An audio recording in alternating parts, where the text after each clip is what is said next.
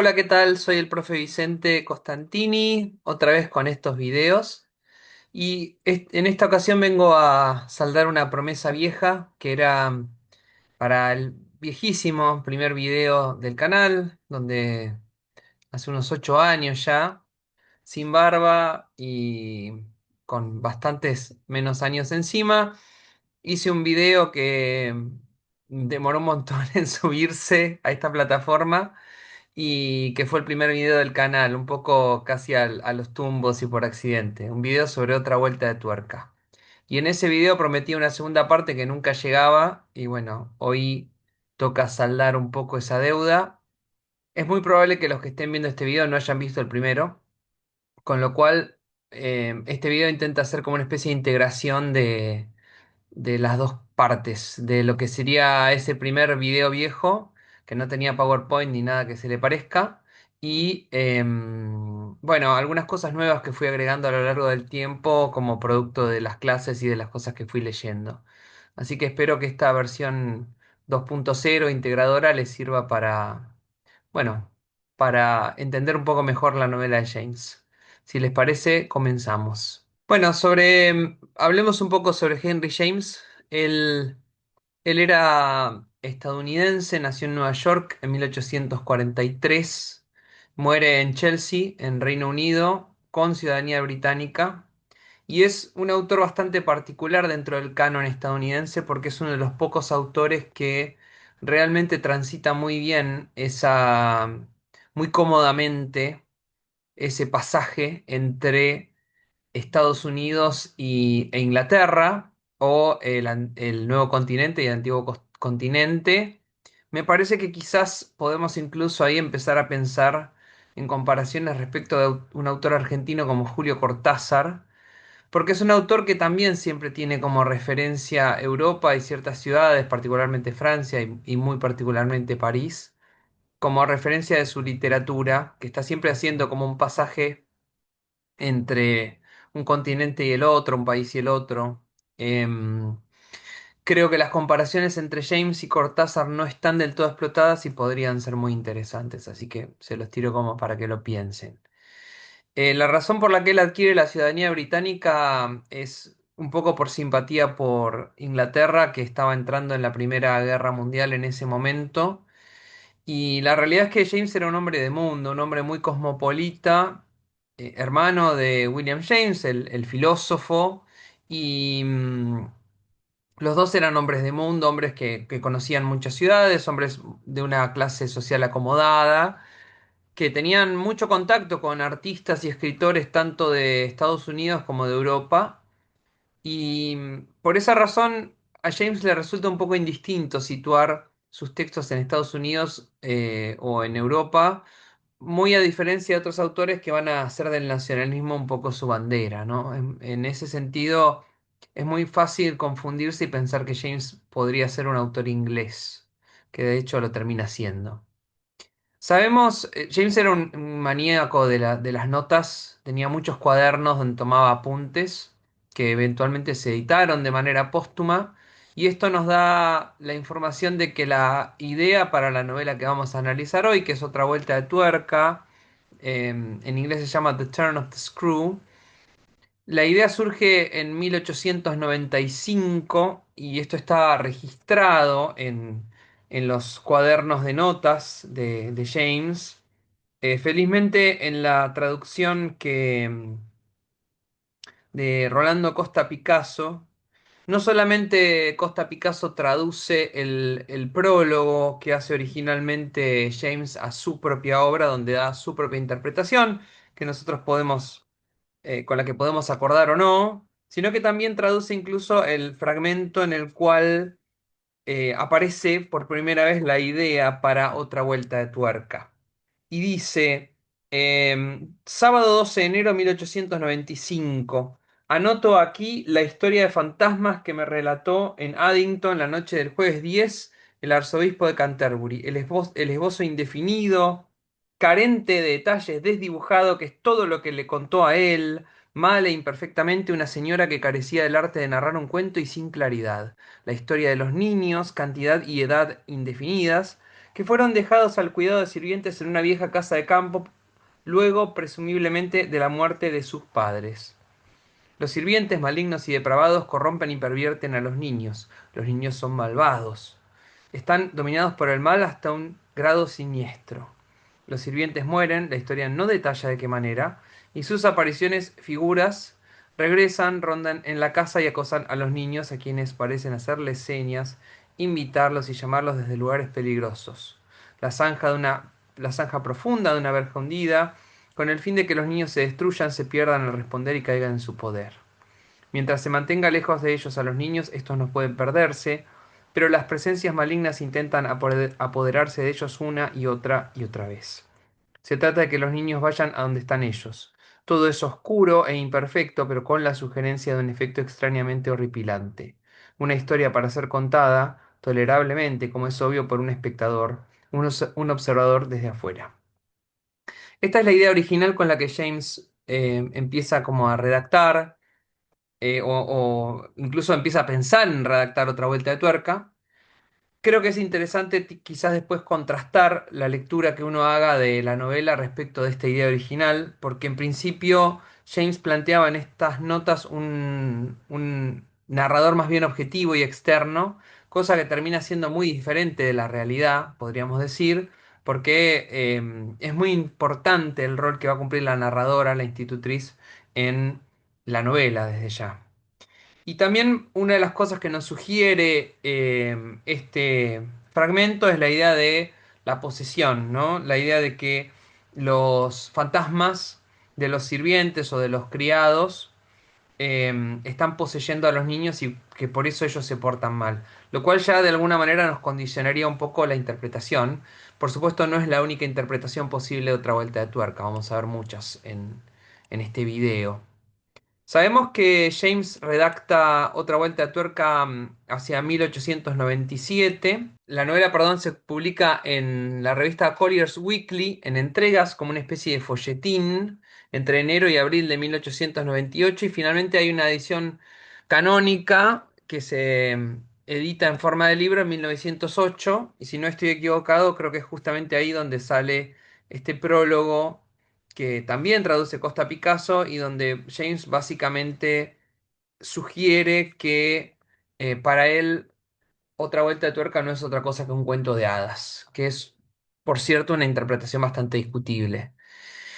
Sabemos que la acción de Otra vuelta de tuerca está situada en el pasado, que pasaron 40 años entre los hechos que narra el manuscrito y el comienzo de la novela, vamos a decir novela o novela corta, y también que el manuscrito de la institutriz parece haber sido redactado bastante tiempo después de los hechos. Es decir, que hay una gran distancia entre los sucesos, la narración de los sucesos y el momento en el que a nosotros nos llega la historia. Como si hubiera dos saltos temporales distintos. E incluso agregaríamos una cosa más, que es que quien narra el umbral, o la primera parte, el primer capítulo, lo está contando bastante tiempo después, con lo cual hay muchos abismos de tiempo entre sucesos y narración de los hechos. Y este punto es interesante, porque Douglas, por ejemplo, que es un personaje que está en el primer capítulo, eventualmente nos vamos a enterar por una referencia de quien narra que ya está fallecido, con lo cual incluso ese primer capítulo también sucedió hace bastante tiempo atrás. Con respecto a los narradores, hay un personaje sin nombre que es el que narra el marco o umbral narrativo. Si bien se podría pensar en Otra vuelta de tuerca como un relato enmarcado, vamos a relativizar eso y para eso vamos a seguir un poco lo que dice Rolando Costa Picasso en el prólogo de la novela. Y después, por supuesto, tenemos a la narradora principal, que tampoco tiene nombre propio, a la que vamos a llamar la institutriz, que es la autora y la narradora del manuscrito. Y entre medio de ellos dos, hay un personaje llamado Douglas, que es el relator indirecto y el mediador de la historia, pero no funciona propiamente como un narrador. Y Douglas es el que va a dar impresiones previas sobre la institutriz, que a su vez nos comunica el personaje número uno y que en gran medida, sobre todo si es la primera vez que leemos la novela, nos van a condicionar bastante. Por eso mucha gente afirma que Otra Vuelta de Tuerca es una novela para leer más de una vez, porque no es lo mismo la primera lectura que hacemos que las lecturas posteriores cuando ya tenemos toda la información. A su vez sabemos también que dos de los tres personajes, que son Douglas y la institutriz, ya han muerto en el pasado, y es el personaje número uno el que posee el manuscrito actualmente, que es el que Douglas va a leer al auditorio, ¿no? Para resumir muy rápidamente, lo que sucede en Otra Vuelta de Tuerca es que en vísperas de, nunca me acuerdo si es de Año Nuevo o de Navidad, perdonen por la desprolijidad, pero eso lo puedo chequear en la primera página, dice víspera de Navidad, sí, siempre me confundo, no sé por qué. Pero en la víspera de Navidad, sin internet, sin celular, sin nada para hacer, sin televisión, lo que están haciendo es contar historias alrededor del fuego para entretenerse, un grupo de personas, un grupo indefinido de personas, historias de terror, historias de fantasmas que no sabemos si son ciertas o inventadas solo para entretener. Y Douglas dice que él va a contar una historia absolutamente escalofriante, pero que para eso necesita hacerse traer un manuscrito donde está redactada esa historia por su protagonista y bueno, que una vez que la tenga, la va a compartir con el público. Entonces él hace como una especie de anticipación de lo que van a escuchar. Y después tenemos acceso al manuscrito. Y un poco la estructura de la novela defrauda la expectativa, porque a diferencia de Frankenstein, que es una novela que funciona con relatos, con una serie de cajas chinas o relatos enmarcados, lo que sucede con Otra Vuelta de Tuerca es que nunca volvemos a ese umbral narrativo o al marco narrativo. Entonces, la novela se termina cuando se termina el manuscrito y no hay ningún tipo de comentario, de referencia, de reflexión respecto de lo que acabamos de leer. Se nos deja a nosotros, lectores, para que pensemos y reflexionemos de lo que acabamos de leer. Y en ese sentido, James enfatiza de esa manera la ambigüedad que genera respecto de la interpretación de esta novela. Entonces, tenemos acá escritura y oralidad juntas. El manuscrito es un texto escrito que va a ser leído en voz alta por Douglas y nosotros estamos leyendo algo que simultáneamente funciona como la transcripción de un relato oral y de un texto escrito. Como mencioné hace un rato, podríamos pensar que es un relato enmarcado, como en este cuadro, pero en realidad tal vez sería más adecuado, y en eso yo lo sigo a Rolando Costa Picasso, pensarlo de esta manera. Hay un primer relato del narrador uno sumado al testimonio de Douglas, que se cita de manera como un diálogo, y después se abre paso, se deja lugar al manuscrito de la institutriz, que es leído oralmente por Douglas y que actualmente está en posesión del narrador número uno.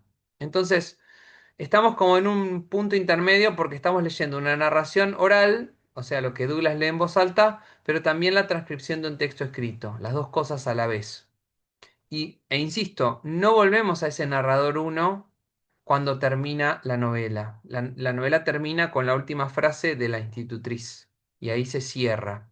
Por eso, más que hablar de relato enmarcado y marco narrativo, tal vez sería mejor decir que hay un umbral narrativo y después un manuscrito, la transcripción de un manuscrito que nosotros estamos leyendo y accediendo a él. Por supuesto, hay una competencia entonces para narrar historias de fantasmas en la víspera de Navidad y hay una serie de paralelismos entre el umbral y el relato enmarcado. Quiero anticipar que este video tiene spoilers y voy a mencionar varias veces el final de la novela. Em, entonces, bueno, perdón, si no la leyeron, yo recomiendo que traten de leerla y en todo caso volver a este video. Porque, bueno, siempre está bueno como sorprenderse con el final de Otra Vuelta de Tuerca que tiene como un efecto sorpresa. En primer lugar, como un paralelismo a mencionar, está la relación entre Douglas y la institutriz que refleja la de Miles y la institutriz. Y al igual que Miles, Douglas tiene una hermana, es decir que después de que la institutriz estuvo a cargo de Miles y su hermana, que es el grueso de lo que nos van a narrar en esta novela, va eventualmente a estar a cargo de Douglas y de su hermana. Eso a mí ya me genera una serie de preguntas respecto al final porque no termina demasiado bien la historia de Douglas perdón, de Miles y su hermana. Entonces uno podría preguntarse legítimamente cómo es que después hay niños que van a quedar a cargo de esta mujer otra vez, ¿no? ¿Cómo es posible eso? También hay una relación bastante ambigua entre el personaje que narra el marco narrativo y Douglas. Lo estoy nombrando como el personaje porque en general las traducciones en castellano suelen enunciarlo como un personaje masculino, como si fuera un hombre hablando de otro hombre, pero existe alguna que otra interpretación que lo se indica o que lo identifica como si fuera una voz femenina. Esto no está marcado, por supuesto, en inglés es más fácil que eso sea ambiguo, y entonces podríamos pensar o bien que es un hombre o bien que es una mujer. Así que por eso vamos a insistir llamándolo narrador número uno. Podría ser eventualmente narradora número uno. Michael Taylor es el crítico que sugiere que podría ser una mujer quien narra El Umbral y también, por supuesto, la institutriz la que narra el resto del relato. También, entonces, hay como una especie de relación amorosa o ambigua entre ese narrador o narradora del marco narrativo y Douglas. Hay una especie de traspaso del manuscrito. La institutriz le va a dejar el manuscrito a Douglas y Douglas eventualmente le va a dejar el manuscrito al personaje que narra, sea hombre o mujer, no importa. Y Douglas sugiere haber estado enamorado de la institutriz, así como la institutriz parece haber estado enamorada del caballero que es el tío de Miles y Flora, ¿no? Hay una serie entonces de elementos que uno puede identificar como paralelismos entre el umbral narrativo y la novela principal, o el texto principal de la novela, mejor dicho. Otros elementos del umbral narrativo para tener en cuenta es que hay una presentación de la institutriz por parte de Douglas bastante positiva, que es algo que después muchos lectores y críticos de la novela relativizan cuando efectivamente leen la novela completa. También es relevante y significativo que se nos revele la procedencia de clase de la institutriz, que es la hija de un párroco o de un pastor, y esto va a ser tomado como punta de lanza para muchas de las lecturas psicoanalíticas de Otra Vuelta de Tuerca, enfatizando la idea de la represión sexual de la institutriz. Y por supuesto aparece también acá lo que vamos a llamar el motor narrativo de la novela, que es el requisito del tío a no ser molestado nunca y bajo ninguna circunstancia. La institutriz en ese caso va a tener que tomar decisiones a pesar de que no confía del todo en su propia percepción. Y como sabemos, hacia el final del relato está incluso a punto de romper con esta regla. Acá tenemos las cuatro preguntas principales que aparecen planteadas por Peter Badler, que es un gran crítico que hace como un recorrido muy útil, que se llama Una historia crítica de otra vuelta de tuerca, que está en la edición crítica de la novela, que es esta de acá. A ver si la puedo mostrar. Esta. Tengo acá tres ediciones. Tengo la de la Biblioteca La Nación, traducida por Soledad Silio. Tengo la de Coligüe, de Rolando Costa Picasso, muy útil. Y una traducción además muy puntillosa, muy detallada. Y bueno, esta edición en inglés, crítica, con un montón de ensayos y un recorrido que a mí me resulta muy útil para hacer todo este resumen que les estoy haciendo. Bueno, entonces, los cuatro preguntas que sintetiza Beidler y que de alguna manera son varios de los puntos en torno a los cuales ha girado la crítica a lo largo de estos años son: ¿existen los fantasmas de los que habla la institutriz? ¿La institutriz ve los fantasmas porque está loca? ¿La institutriz no ve los fantasmas y miente? ¿Los demás personajes ven a los fantasmas pero fingen no verlos? Y bueno, todas estas preguntas son las que sostienen la ambigüedad del relato, por eso Todorov, el crítico literario, va a decir que Otra Vuelta de Tuerca es casi como el ejemplo paradigmático perfecto de el género fantástico por la cuestión de que genera la vacilación del lector e incluso también del personaje. Dice Todorov en su libro: lo fantástico tiene, pues, una vida llena de peligros y puede desvanecerse en cualquier momento.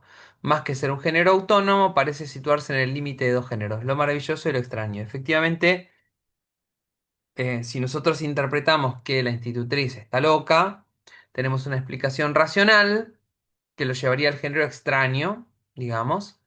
Y si no, estaríamos más yendo al fantástico o al fantástico maravilloso. Em, digamos, casi se podría recorrer la tipología completa de Todorov, sacando quizás el maravilloso puro de lado, según la interpretación que hagamos de otra vuelta de tuerca. Por eso para Todorov es tan útil esta novela para ejemplificar el fantástico por cómo funciona la vacilación en esta novela. Porque nunca se termina de definir la interpretación y eso queda abierto para el lector. Yo conté la cantidad de veces que se le aparecen los fantasmas a la institutriz y esto sucede en los capítulos 3, 4, 6, 7, 9, 10, 15, 20 y 24.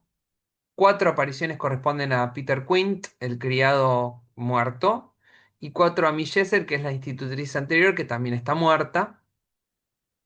Em, Se supone que Flora no ve a Miss Jessel cuando ésta se aparece y tampoco sabemos si Miles es capaz de ver al fantasma de Quinn, con lo cual esto sugeriría que la única que ve los fantasmas es la institutriz, pero de nuevo no lo sabemos.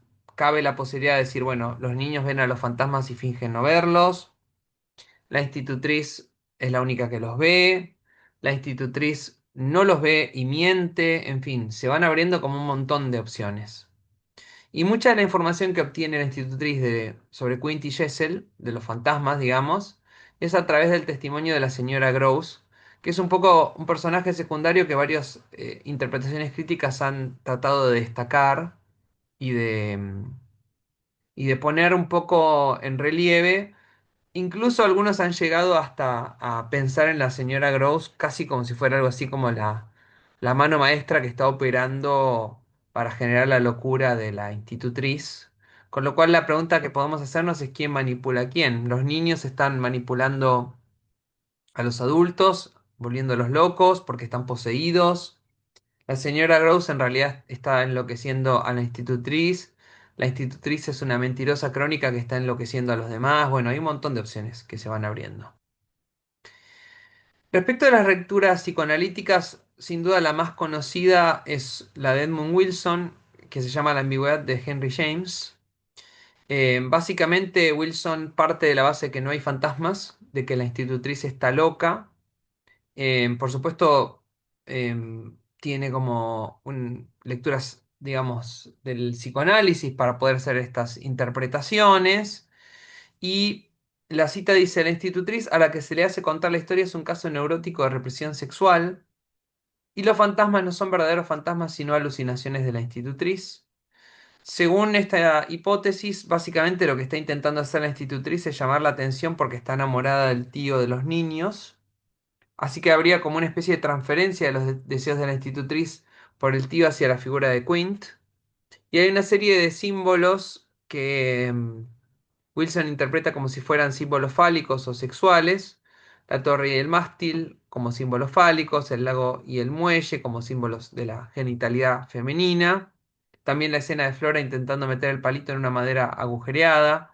Son todos como elementos que dan como pie para este tipo de lecturas que hace Wilson, que ha sido después tan criticado que incluso después sacó una segunda versión de su artículo matizando una serie de afirmaciones y retractándose de ellas porque en gran medida se lo acusaba de una lectura excesivamente machista o patriarcal.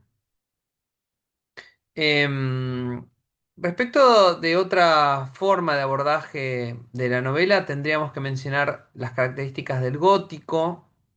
El gótico, como ustedes saben, es un género que utiliza la arquitectura medieval como espacio histórico de ambientación del relato. Suele tener un lugar sombrío, húmedo, en ruinas. Hay presencia de lo sobrenatural basado fundamentalmente en creencias religiosas que remite a un pasado católico anterior al protestantismo, por eso son ruinas muchas veces ligadas a lo religioso y al pasado católico en ruinas. Suelen ser de tramas sencillas y poco trascendentes y básicamente son como uno de los primeros géneros bestseller o de producción masiva y de poco prestigio literario, por lo menos en su momento. Una de las obras fundacionales del siglo XVIII es la de Walpole, que se llama El Castillo de Otranto, y pareciera como que James sigue y sofistica un poco la tradición gótica con otra vuelta de tuerca. Hay algunos autores que ven Otra vuelta de tuerca como una novela que toma elementos del gótico y del melodrama. Por empezar, por supuesto, el ambiente y el espacio del texto, ¿no? Esa mansión casi vacía, donde pueden haber fantasmas, ¿no?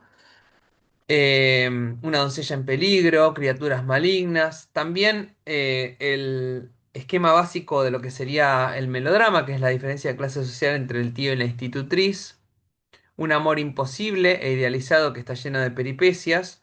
Y si tomamos lo que dice Cecilia Absatz en su libro sobre las telenovelas y sobre el melodrama, tendríamos que pensar que hay una búsqueda por parte de la protagonista de su identidad y de su lugar en el mundo. Entonces, desde un punto de vista moralista, si lo leemos un poco en línea con, por ejemplo, cómo termina Madame Bovary en la novela de Flaubert, habría como una especie de bajada de línea un poco patriarcal o machista de James respecto de las mujeres que toman demasiadas atribuciones.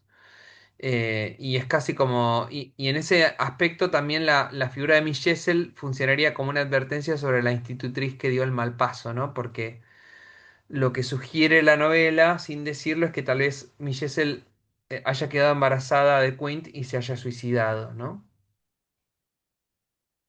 Entonces, otro abordaje posible es el de la alegoría, pensar en otra vuelta de tuerca como un enfrentamiento entre fuerzas del bien y del mal. Aquí tendríamos entonces la influencia puritana de extracción estadounidense de la novela.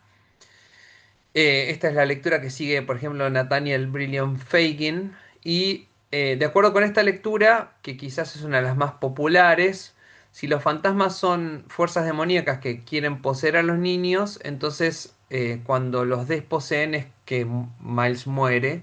Por eso también es significativa en la traducción de Costa Picasso que él respeta la palabra poseyéndolo y desposeído, que no todas las traducciones del inglés al castellano respetan, porque justamente enfatiza la idea de que hay una fuerza maligna, un espíritu, un demonio que está poseyendo a Miles y haciéndolo comportarse como no debería comportarse un niño, ¿no? Esto, si lo leemos en línea con las notas de la idea original de Otra vuelta de tuerca, bueno, podríamos seguir un poco ese camino o esa hipótesis. Ahora, también hay lecturas que se corren un poco de eso y que sostienen que en realidad los fantasmas son bondadosos, que la institutriz malinterpreta sus intenciones, por ejemplo, la lectura de Elizabeth Schultz. Y me parece que en términos más amplios podríamos vincular otra vuelta de tuerca con otros textos donde se plantea que tal vez el mal, la posibilidad del mal, habita en todos nosotros, en la naturaleza humana, y que incluso los niños son capaces de hacer el mal, que es un poco lo que plantea, por ejemplo, William Golding en El Señor de las Moscas o también Osvaldo Lamborghini en El Niño Proletario, que es un cuento absolutamente brutal y protagonizado por niños que ejercen la violencia, la vejación y la brutalidad.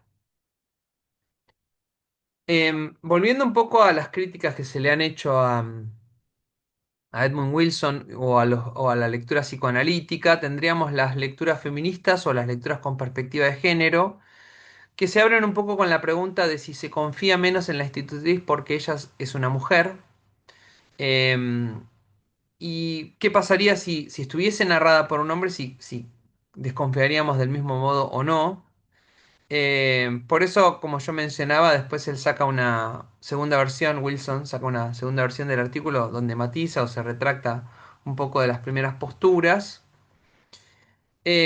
También me parece que hay que subrayar que, un poco en línea con esto que yo mencionaba de Madame Bovary, esta idea de que percibir a la institutriz como amenaza por su ingreso en el mundo del trabajo no deja de ser también una cuestión, una posibilidad que abre la idea de cierta bajada de línea patriarcal en la novela, ¿no? Entonces hay como una especie de moraleja de advertencia en ambas novelas, en Otra vuelta de tuerca y en Madame Bovary, respecto del destino de los dos personajes.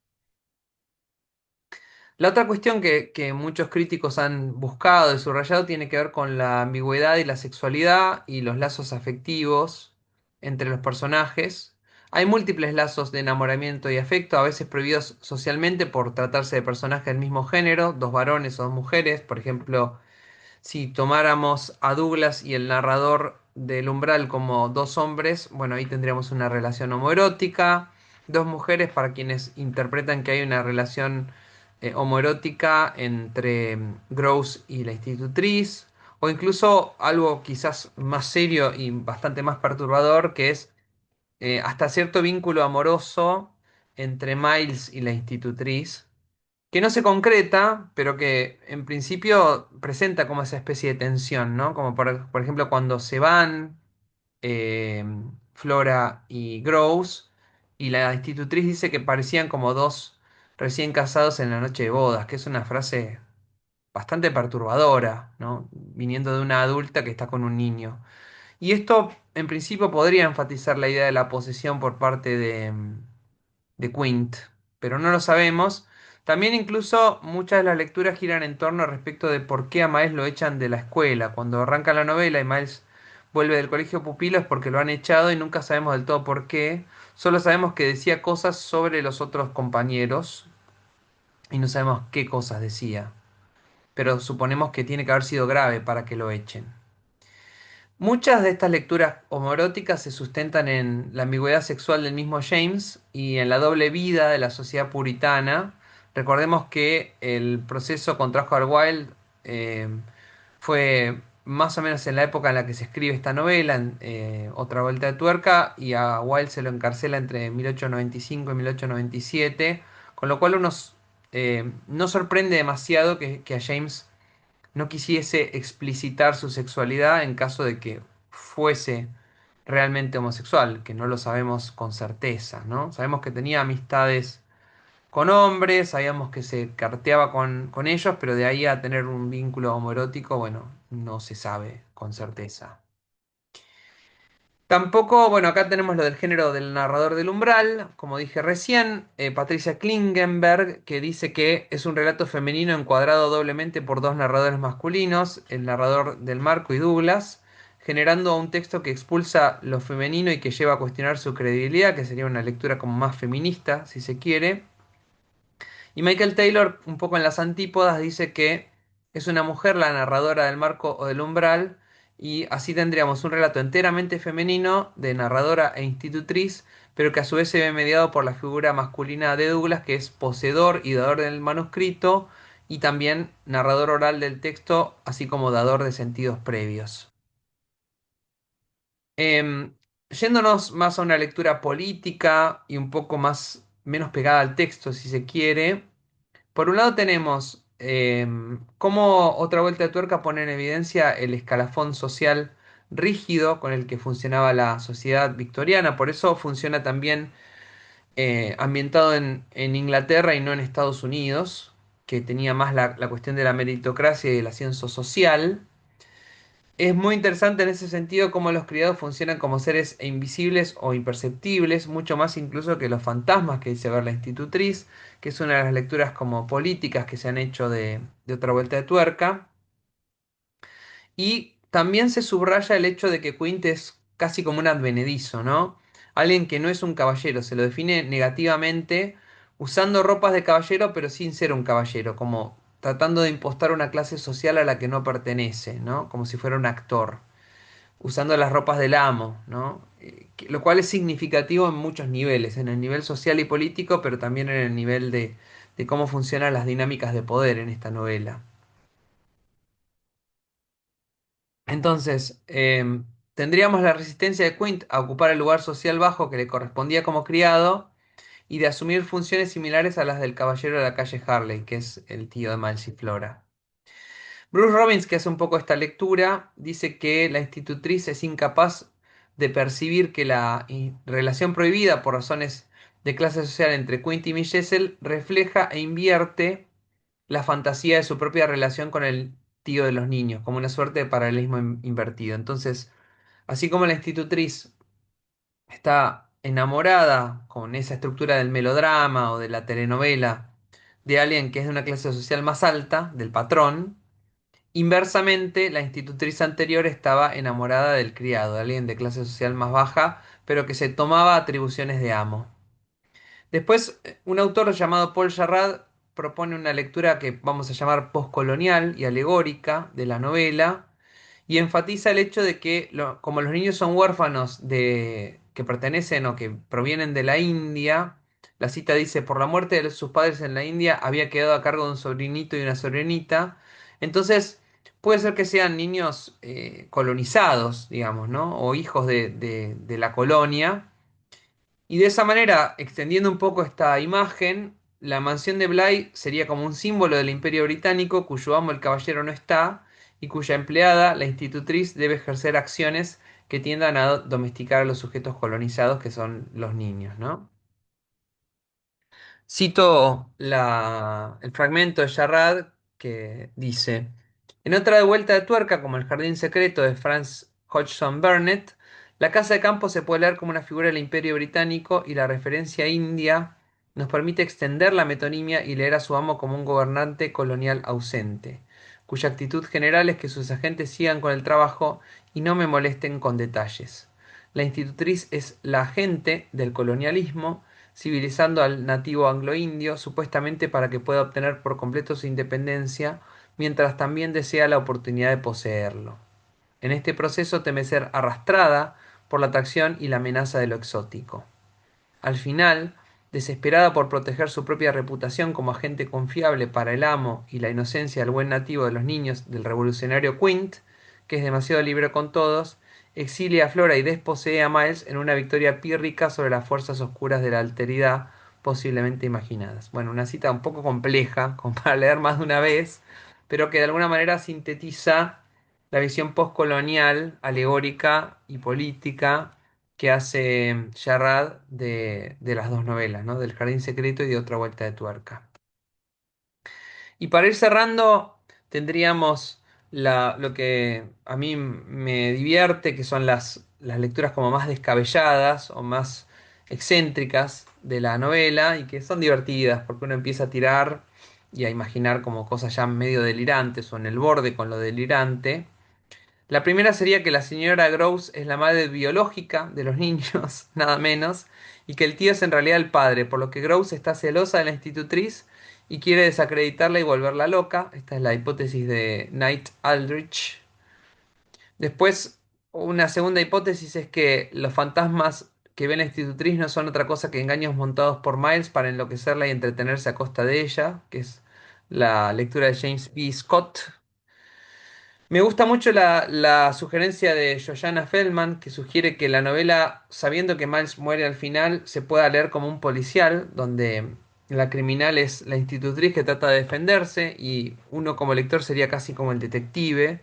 Leer Otra Vuelta de Tuerca desde el policial me parece sumamente interesante y creo que puede dar lugar incluso a reescrituras o reinterpretaciones.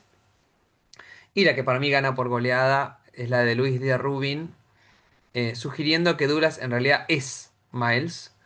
Pero bueno, esa hipótesis deja varias cosas sin resolver. Por ejemplo, si esa idea de que está desposeído no implica necesariamente que haya muerto. Casi como contradiciendo al texto en sí. Para mí eso es lo problemático de la lectura de Rubin, porque literalmente el texto al final dice, estábamos solos con la quietud del día y su pequeño corazón desposeído ya no latía más. Muy difícil ir en contra de esa última frase, a menos que, insisto, él parta de la base de que como Douglas está vivo cuando en ese umbral narrativo, significa que Miles sobrevivió. También quiero mencionar, creo que no lo puse acá en el PowerPoint, pero hay una autora que cita Beidler, el crítico que ha trabajado sobre Otra Vuelta de Tuerca, que ha escrito incluso una especie de reescritura de Otra Vuelta de Tuerca. Y justamente una de las cosas que dice Baylor en la edición crítica es, basta con em, ir recorriendo todas las interpretaciones respecto del final y de la muerte de Miles para ver hasta qué punto hay tantas interpretaciones diferentes sobre la novela, ¿no? Me parece que en ese sentido siempre Otra Vuelta de Tuerca ha funcionado un poco como un termómetro de la crítica. La autora es Joyce Carol Oates y el cuento se llama Accursed Inhabitants of the House of Bly. Algo así como habitantes malditos de la casa de Bly. O sea que no solamente ha habido un montón de crítica literaria, sino incluso hasta reescrituras de esta obra, amén de muchísimas versiones cinematográficas que no estoy ni siquiera mencionando.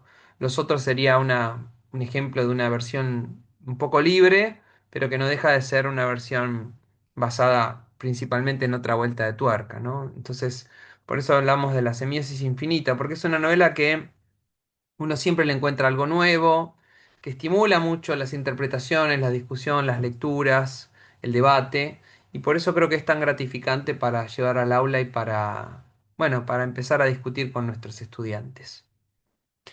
Bueno, espero que esto les haya servido, que haya aclarado más de lo que oscureció. No sé si cumplí del todo con la promesa, porque creo que repetí muchos de los contenidos del video anterior, pero sí me parece que he ampliado significativamente y he aportado algunas lecturas que por ahí no mencionaba en el video número uno. Así que yo considero que la promesa está saldada, espero que ustedes también, y ojalá les haya gustado este video, ojalá les haya interesado.